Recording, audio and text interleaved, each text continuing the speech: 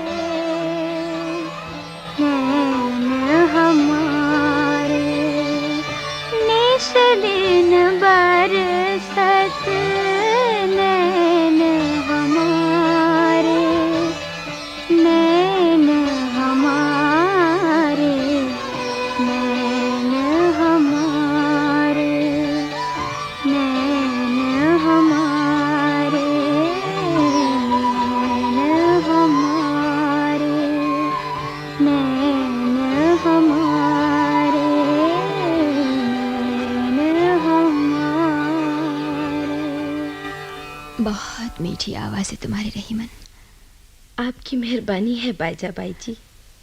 अच्छा, अब तुम जाओ। जो हुक्म। सरना, ओ सरना जी। अरे, नाराज़ हो गई है क्या? रूठ गई है क्या मेरी अच्छी सरना बाई? मैं कौन हूँ रूठने वाली? मैं जानती हूँ तेरे रूठने का कारण। तुझे रहीमन का रहना अच्छा नहीं लगता है ना? लेकिन मैंने तो उसे बुलाया नहीं था। जानती हूँ। उस दिन मैंने आपसे कहा था ना कि बाबा साहब ने जो राह पकड़ी है उसमें किसी तरह की गुंजाइश नहीं है। मन की नहीं, मन के मीतों की नहीं। तूने ठीक कहा था सरना बाई। बाईजाबाई, एक बात कहूँ, बुरा तो नहीं मानोगी? क्या? मुझे फुर्सत दे दो। फुर्सत? मैंने बहुत दिन निभाया है। जितने दिन जीऊंगी आपकी याद मेरा सहारा रहेगी। पर इस घर में तो अब रहा नहीं जाता। हर दिशा, हर दीवार जैसे संदेह की नजर डालती रहती है। घर छोड़ना चाहती है सरना बाई? अगर आप आज्ञा दें। जो कहूँ कि आज्ञा दे दी तो आज ही चली जाना चाहूंगी। कहाँ? जहाँ भगवान ले जाए। अगर मैं ही कहीं जाने को कहूँ? बाईजाबाई। सरना, आज मैंने वही करने का निश्चय कर लिया है जो गोकुल के गोपियों ने नहीं किया। मैं जाऊंगी उनके पास। कहाँ? मथुरा तो गोकुल के बहुत पास थी। हैदराबाद पूना से दूर तो है, लेकिन बहुत दूर नहीं। पर नरसिंह राव हैदराबाद में ही होंगी, ये कैसे कहा जा सकता है? खरदा की लड़ाई खत्म हो चुकी है, हमारी जीत हुई है। पूना में कई दिन से संधि की वार्ताएं हो रही हैं। यहाँ होती तो एक बार तो मिलती। सरना बाई, मैं जाऊंगी हैदराबाद, घर छोड़कर चुपचाप। जोखिम का काम है। जानती हूँ सरना भाई, तुझे भी मेरे साथ चलना है, आज ही, अभी। बोल, चलेगी ना मेरे साथ? मैं तैयार हूँ। मेरी अच्छी सरना, सुन, रातों रात हम लोग निकल जाएंगे। युद्ध के बाद अब लाखों परिवार अपने अपने घरों को वापस जा रहे हैं, हम लोग भी उन्हीं में खुल मिल जाएंगे। चल सरना, चल, जल्दी कर, थोड़ा बहुत सामान तो ले ही लेना होगा ना। चला, जल्दी कर। कहाँ है बाईजा और सरना? यहाँ तो है नहीं। अंदर गई होंगी। सरकार देख लीजिएगा, मैं झूठ नहीं कहती हूँ, कोई ना कोई गुल खिलकर ही रहेगा। आज मैं जड़ें ही काट दूंगा। लेकिन सरकार, जरा नरमी से। ठीक है, कोई इधर ही आता लगता है। बाजा भाई और सन्ना ही है सरकार, आइए इधर छुप जाइए। आओ रहीमन। सरना भाई, मैं यहीं ठहरती हूँ, तू बाहर जाकर देख कोई है तो नहीं। अभी देख कर आती हूँ छोटी मालकिन, अभी आती हूँ। जा सरना जा, जल्दी लौट और बता कि रास्ता निष्कंटक है कि नहीं। निष्कंटक ही होगा मार। बाबा, आप? बेटी, मुझसे तो पूछ लिया होता। अपने बाप से इतनी क्या नाराजगी कि विदा मांगना भी जरूरी नहीं समझा? बाबा, मुझे जहर दे दीजिए। तू मुझे इतना निर्मम समझती है? उस दिन जरा सा छिड़क दिया तो तू उस पर इतना रूठ गई। ले आ, तुझे सारी बात बताता हूँ। बैठ, बैठ जाना। बाबा, इस गठरी को उधर रख दे। देख बेटी, मैंने नरसिंह राव के लिए तुझे जो मना किया था वो तेरे अच्छे के लिए तो, लेकिन फिर भी मैंने सोचा कि अगर तू नरसिंह को इतना चाहती है तो खरदा की लड़ाई समाप्त होने के बाद उसके लौटते ही तेरे साथ उसका ब्याह कर दूंगा। लेकिन भगवान को कुछ और ही मंजूर था। खरदा की लड़ाई में नरसिंह मारा गया। हाँ बेटी। नहीं बाबा, नहीं, ऐसा मत कहिए बाबा, ऐसा मत कहिए। मुझे मालूम था कि तुझे दुख होगा, लेकिन विधि का विधान कौन टाल सकता है? इतने दिन आपने क्यों नहीं बताया बाबा? कैसे बताता? दुश्मनों के सिपाहियों के मरने के ब्यौरे तो देर से ही मिलते हैं ना। दुश्मन? हाँ बेटी, नरसिंह राव तो निजाम की तरफ से लड़ रहा था ना, मराठों के विरुद्ध। नहीं, नहीं बाबा, नहीं, ये नहीं हो सकता बाबा, आपने गलत सुना है। कह दीजिए बाबा, कह दीजिए ये सही नहीं है, ये गलत है, ये सब झूठ है बाबा, कह दीजिए ये सब झूठ है, कह दीजिए नहीं सब झूठ है। मैं जानता था बेटी कि ये सब जानकर तुझे चोट पहुंचेगी, लेकिन सच्चाई को छुपाता भी कैसे? बहुत दिल कड़ा करके ही तुझसे कह पाया। सरना तो गांव गई अभी अभी।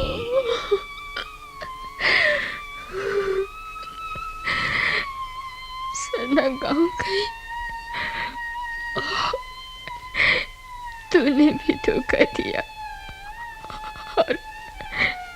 और तुम भी नरसिंह राव, हर तरफ विश्वासघात, हर तरफ तो।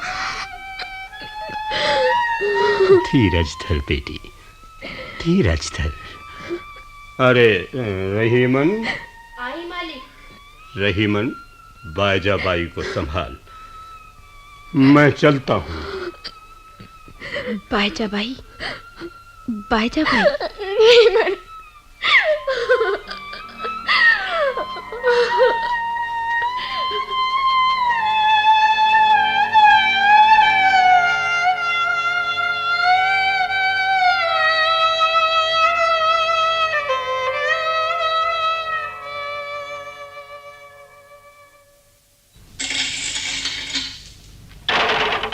यही तहखाना है जिनसे वाले साहब। ओह, कितना घिनौना अंधेरा है यहाँ। ठीक है, अब तुम जा सकते हो, मैं अकेले ही नरसिंह से मिलूंगा। जो आज्ञा आपकी। नरसिंह राव, नरसिंह राव।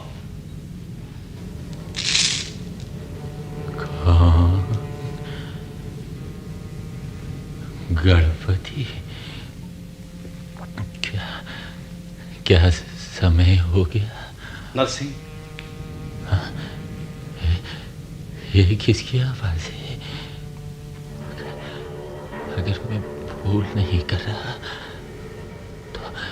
तो क्या ये सरदार जिनसे वाले? हाँ नरसिंह, मैं ही हूँ, सरदार जिनसे वाले।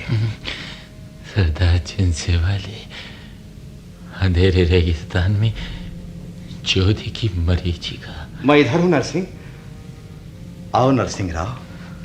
उफ, तुम्हारी ये हालत। भूल जाइए सरदार, मैं अब जिंदगी की सीमा पार कर चुका हूँ। मौत का पैगाम आ चुका है। आप जाइए। मैं परवाना लेकर आया हूँ। हाँ? किसका? आलीजाह सिंधिया महाराज का। अब तुम्हें फांसी नहीं दी जाएगी नरसिंह। बैठ जाओ नरसिंह, मैं बैठकर ही बातें करूंगा। 1 महीना में बातें करना भूल गया हूँ सरदार। ये आवाज क्या मेरी ही है? क्या मैं सचमुच ही आपको देख रहा हूँ?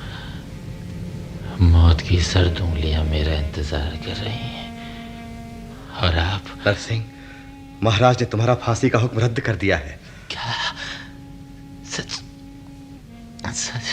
सच सरदार जिनसे वाले, क्या सचमुच ही मैं ज्योति की राह पर चल सकूंगा? ये मैं नहीं कह सकता।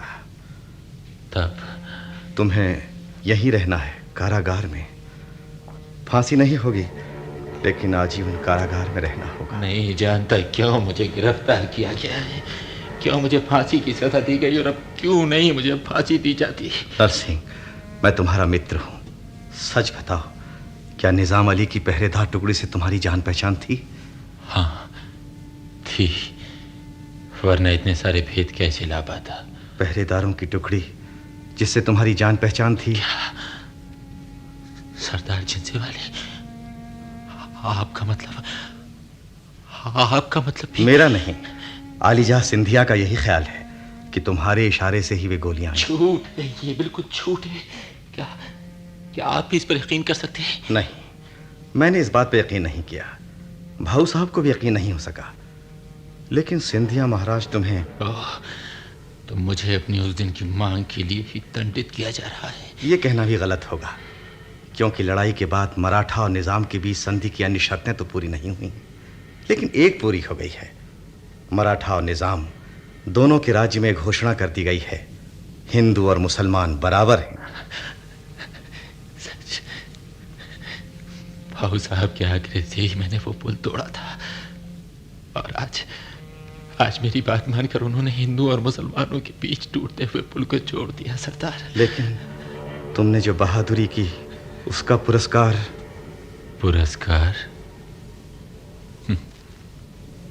ये कारागार। नरसिंह, मैं फिर जाऊंगा सिंधिया महाराज के पास। न जाने किसने आलीजाह के कान भरे हैं। कोशिश नहीं छोड़ूंगा। सुनिए सरदार, पता नहीं उन्हें स्वीकार होगा या नहीं। मैं यहाँ खाली बैठा रहता हूँ। अगर गणपति से कहकर एक छोटा सा करघा मंगवा दे तो वो हो जाएगा, मैं कहता जाऊंगा। तो वो ही मेरा संबल होगा। जब तक जिंदा रहूंगा तब तक बुनता रहूंगा रुपहले और सुनहले पल्ले। हवा सी हल्की और कुसुम सी कोमल, चांदनी सी चीनी।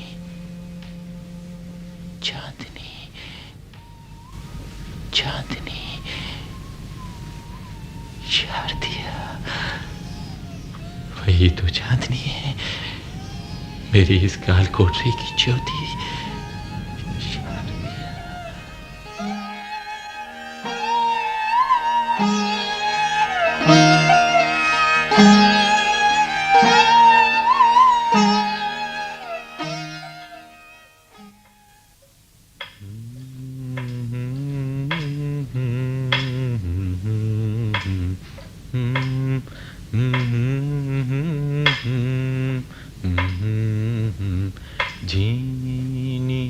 झीनी बीनी चदरिया।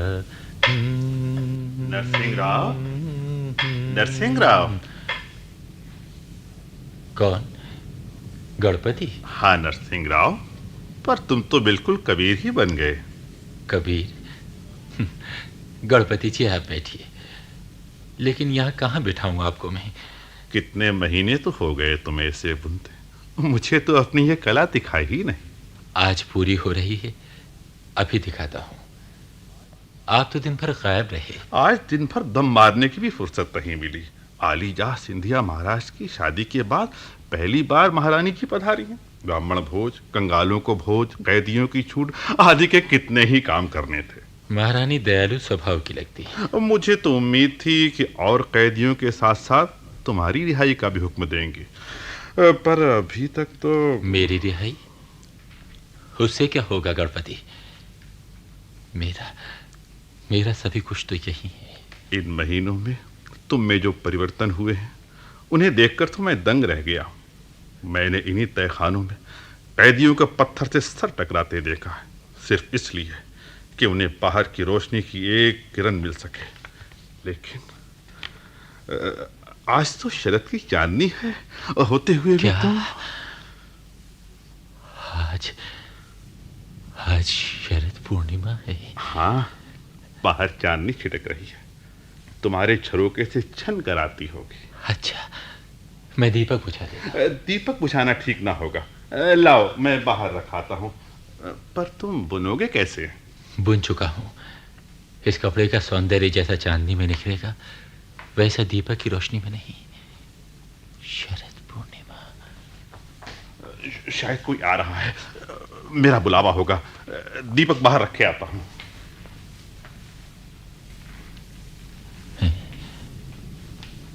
दरवाजा बंद हो गया, पर गणपति, मेरी स्मृतियों के द्वार तो तुम खोल ही गए। शरद पूर्णिमा। और आज मैं इसे पूरा कर रहा हूं, लेकिन इसमें आश्चर्य की क्या बात है? तुम्हारे ही रूप का ताना बाना तो मेरी उंगलियों को गति दे रहा था, और आज चांदनी आई है तो तुम्हें भी आना ही है। न जाने तुम कहाँ हो, और तुम्हें भी क्या मालूम कि मैं कहाँ हूं। नहीं मालूम होगा कि मैं कैदी हूं। शायद तुमने सोचा हो कि खरदा की लड़ाई में मैंने वीर गति पाई। वीर गति, ये सुनने पर तुमने क्या सोचा होगा? तुम्हारे नैनों में आंसू शबनम के मोती चल चला उठे होंगे, बर्फ की तरह जमी वेदना, लेकिन स्वच्छ निर्मल, जैसे ही चांदनी और विधवा। उस दिन पूना में तुमसे विदा लेते समय लगा था जैसे चांदनी लाश भरी सुहागन बनकर आई हो। शारदिया, नरसिंह, तुम क्या कर रहे हो? सुनो, स्वयं महारानी जी यहाँ आई हैं। महारानी कौन? अरे आलीजा सिंधिया महाराज की महारानी जी। और कौन? आपके हाथ जोड़ता हूँ, मेरे इस कुर्सी में महारानी को नहीं लाएगी। मैं इस समय किसी और की प्रतीक्षा कर रहा हूँ। किसी और की? यहाँ और कौन आ सकता है? आप नहीं समझेंगे। मैं तुमसे कहने आया था कि मौका मिले तो महारानी जी को भेंट दे देना। भेंट? हाँ नरसिंह, वही रेशमी कपड़ा उन्हें भेंट कर देना जो तुमने बुना है। खुश हो गई तो तुम्हारा भाग्य खुल जाएगा, शायद तुम्हारी रिहाई की आज्ञा दे दे, समझे? वो कपड़ा? नहीं, मैं जाता हूँ। देखो, बेवकूफी मत करना, वो लोग आ पहुंचे हैं, मैं जा रहा हूँ। इधर से पता है। नरसिंह राव। कौन? सरदार जिनसे वाले? हाँ नरसिंह, इधर देखो, महारानी जी आई हैं। उनके दर्शन करो, उनके हाथ से। नहीं सरदार, नहीं। आज शरद पूर्णिमा है, और आप नहीं जानते कि आज मैं किसके दर्शन का भिखारी हूँ। मैं उसके पास था, लेकिन आप लोगों ने शारदी। नरसिंह राव, आंखें खोलो, तुम्हारी शारदिया तुम्हारे सामने खड़ी है। कौन? महारानी बाईजाबाई सिंधिया। कौन? मैं ही आई हूँ नरसिंह राव। महारानी, मैं मैं मशाल वालों के साथ बाहर खड़ा हूँ, आप अधिक विलंब न करें। मैं ही आई हूं नरसिंह। याद है एक दिन तुमने शिकायत की थी कि मैंने तुम्हारी पगध्वनि नहीं पहचानी, और आज महारानी बाईजाबाई। तुम्हारे लिए नहीं नरसिंह। यकीन नहीं होता। जानना चाहते हो कि ये सब कैसे हुआ? क्या होगा ये सब कुछ जानकर? मेरा स्वार्थ है कि तुम जान लो। ये सब बाबा के हट से हुआ है। क्या? बाबा कागल के खलेदारी वापस चाहते थे ना, वो उन्हें मिल गई। आलीजा सिंधिया ने यशवंत राव को निकाल बाहर किया। इतने छोटे से काम के लिए महाराज को कष्ट? ये तो शायद मैं ही कर सकता था। लेकिन तुम बाबा को सिंधिया की दीवानी तो नहीं दिला सकते थे ना? दीवानी? हाँ नरसिंह, हाँ। शर्जीराव खाटकिया सिंधिया के दीवान हैं। तुम नहीं जानते नरसिंह मेरे ऊपर क्या बीती है। किन आकांक्षाओं की यज्ञ में मैं आहुति बना दी गई हूँ। लेकिन सिंधिया महाराज ने तुम्हारे लिए ही क्यों हट किया? रूपा शक्ति, जिसे वे प्रेम कहते हैं, पूना के शरदोत्सव में उन्होंने देखा था। तुम भी तो थे वहां। उन्होंने हट किया था कि बाईजाबाई उनके अंतःपुर में पहुंचेगी। इधर बाबा को अपना सौदा ठीक करने का मौका मिल गया। ओ नरसिंह, लेकिन तुम्हारे लौटने की प्रतीक्षा करती रही। खरदा की लड़ाई समाप्त हो गई, लेकिन तुम नहीं लौटी। तभी बाबा ने बताया कि तुम खरदा की लड़ाई में मारे गए। पर यहाँ आकर मालूम हुआ कि ये सभी कुछ झूठ था नरसिंह। खैर, एक देशद्रोही के कलंक से तुम बच गई। ये सब झूठ था। मैं जानती हूँ तुम निर्दोष थे। तुम्हें कैसे मालूम? सिंधिया महाराज ने बताया था।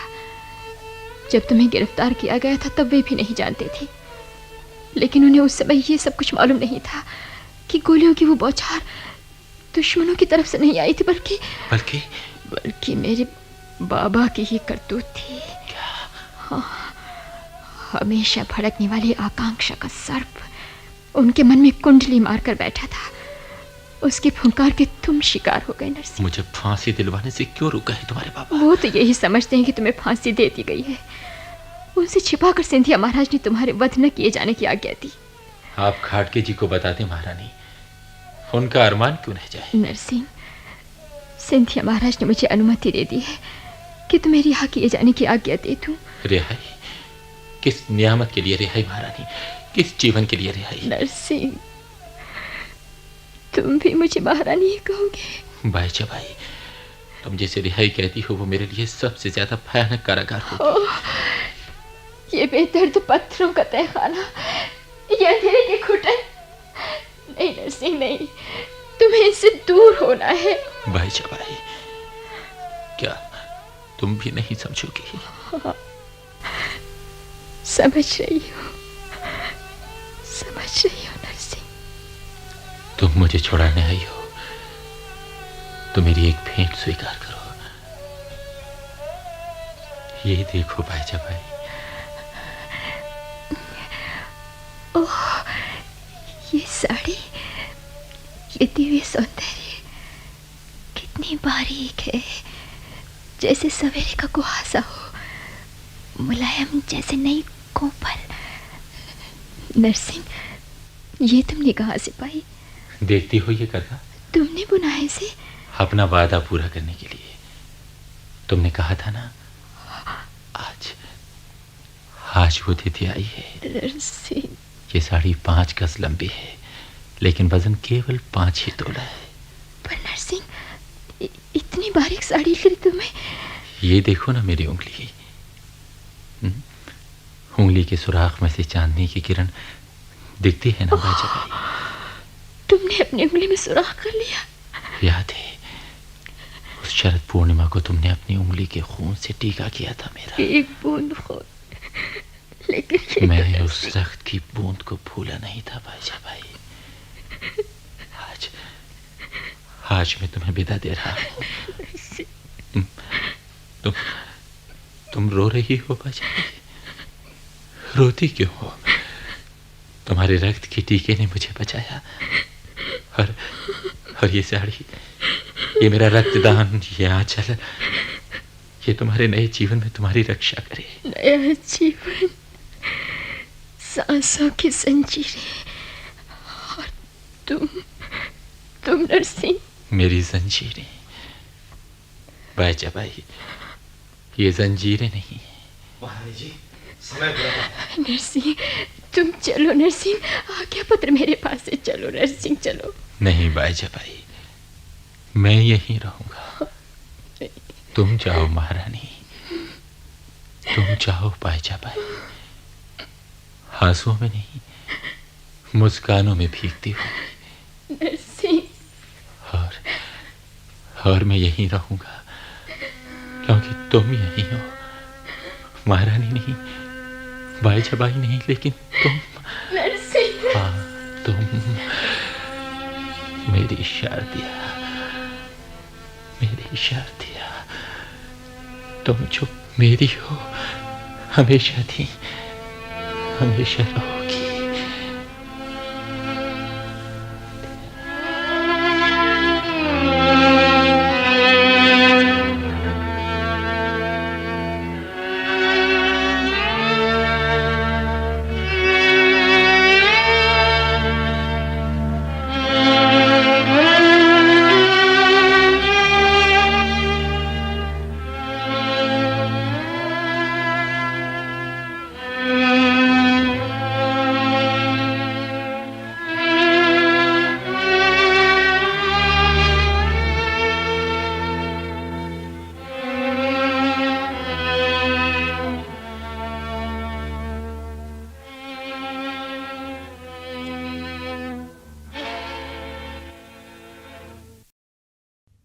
शारदिया। अभी आप जगदीश चंद्र माथुर के लिखे इस प्रसिद्ध नाटक की दूसरी और अंतिम कड़ी सुन रहे थे। नाटक के निर्देशक थे दीनानाथ। ध्वनि संयोजन गोपाल सक्सेना का था। नाटक में भाग लेने वाले कलाकार थे ओम शिवपुरी, सुधा शिवपुरी, पंडित विनोद शर्मा, B.R. नागर, सतीश कक्कड़, दीनानाथ जुत्सी, हरि कपूर, सरल नांगिया, सुधा शर्मा, शारदा चोपड़ा, T.P. जैन, केवल कपूर और आनंद शिवपुरी। केंद्रीय नाटक एकांश के लिए तैयार किए गए इस नाटक को आकाशवाणी के दिल्ली केंद्र से प्रसारित किया गया।